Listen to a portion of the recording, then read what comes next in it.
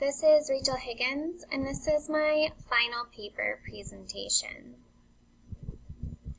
My paper covered what has happened in the past that has caused devastation and loss within a culture, as well as the efforts put forth by the members within these communities, along with the establishment of laws and regulations that have occurred and have been passed thus far in order to reclaim what is rightfully theirs.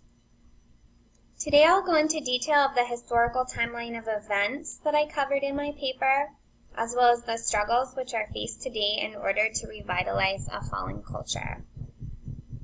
This timeline of events illustrates the key points within my paper that I covered.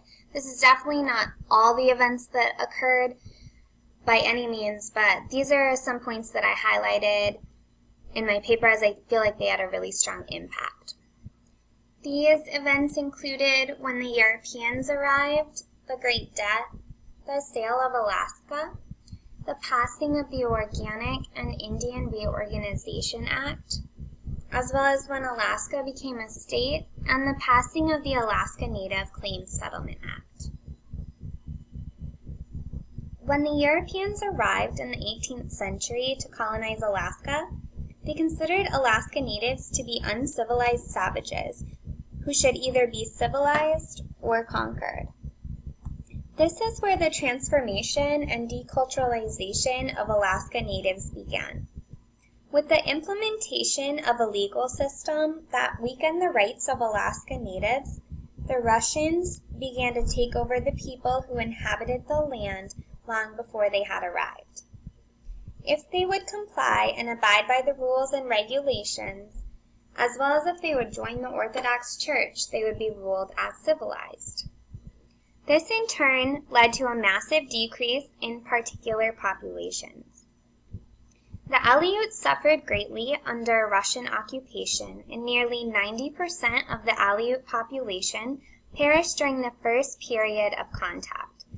This was from the 1740s through the 1830s. The Aleuts were not the only tribe of Alaska Natives that suffered from the arrival of the Europeans. The Yupik tribe suffered as well. The Yupik tribe experienced death from disease carried into their world by the Russians. The book entitled Yur-Yarok by Harold Napoleon spoke of this time and how it contributed and still continues to contribute to the loss of culture of the Yupik people. Death from disease and trauma experienced through loss of culture instilled in them a sense of anguish, discouragement, hopelessness, and grief. Napoleon continues through his book to address that due to this, post-traumatic stress disorder is common in the elders of the Yupik tribe, and shame and guilt is passed down to future generations. He offered examples of how this impacts those who are part of the tribe, and how violence and increasing drug and alcohol use is prevalent in this tribe, and he attributes a lot of this to the Great Death. In 1867, Russia sold Alaska to the United States for $7.2 million.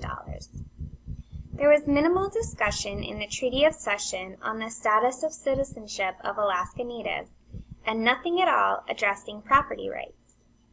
In addition, the government didn't recognize the tribal relations between Alaska Natives. This left Alaska Natives to be unclaimed, as there was no mention of title to lands occupied and used by natives at the time of purchase. In 1884, the Organic Act was passed by Congress.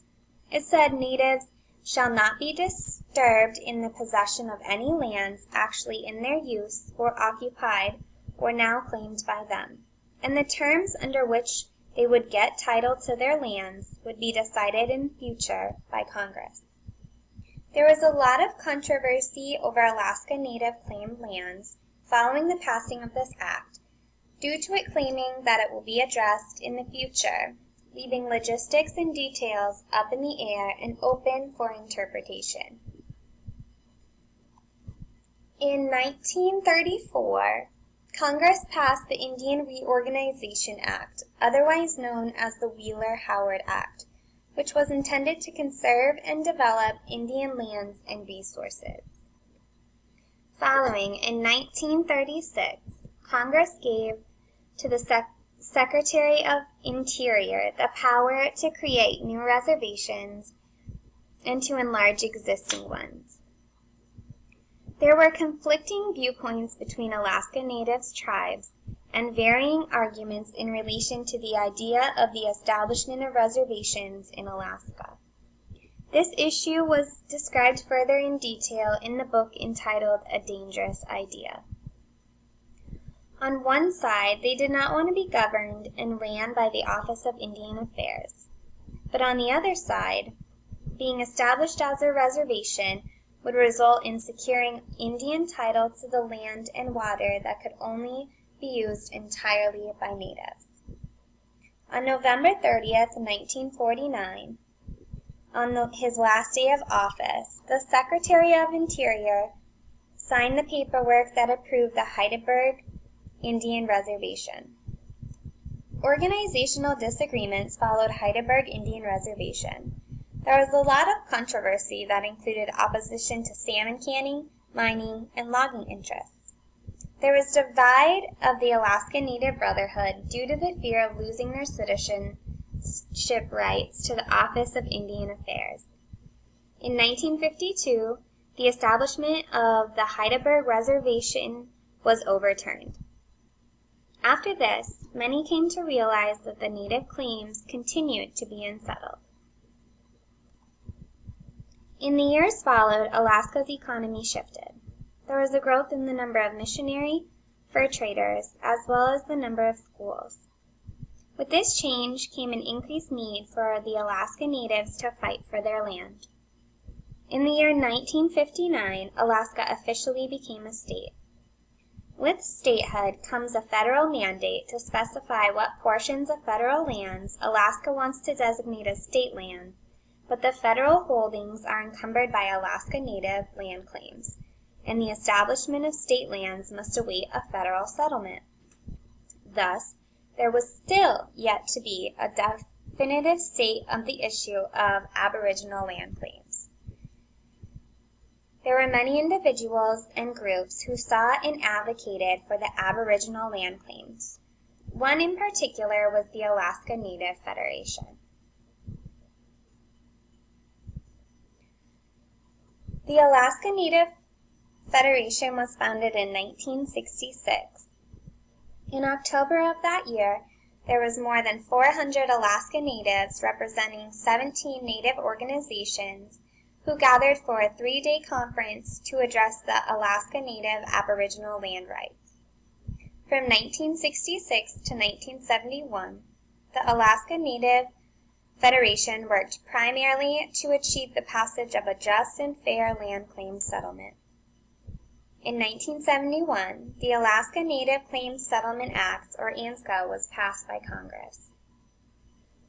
A major historical event for the Alaska Natives in regard to lands rights was established when this was passed. Alaska Natives gained title to 44 million acres of historically used land in Alaska.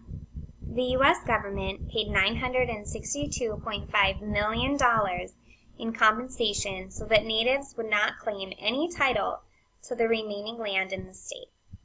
The 75,000 natives in Alaska were encouraged to enroll in the corporation of their choice of the 12 regional corporations offered. Villagers could choose to form as many corporations as they wanted. This act was a milestone for the Alaska Natives, as the United States spent over 100 years to establish and recognize that the Treaty of Cession, which had been signed in 1867, did not address the issue of Aboriginal title. Like most, this act received its fair share of criticism.